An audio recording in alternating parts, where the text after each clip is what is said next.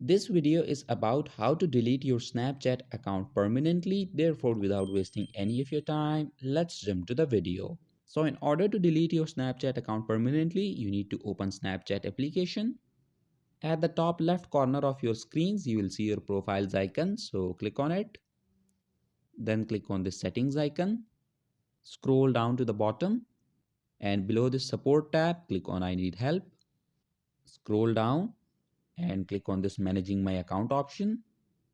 Now click on the second option, delete or reactivate my account.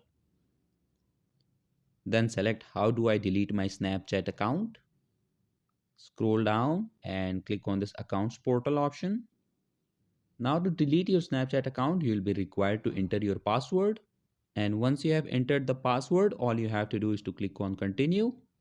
And that's it. Your Snapchat account has now been deleted permanently. So that was it for this video and I'll see you guys in the next one. Peace out.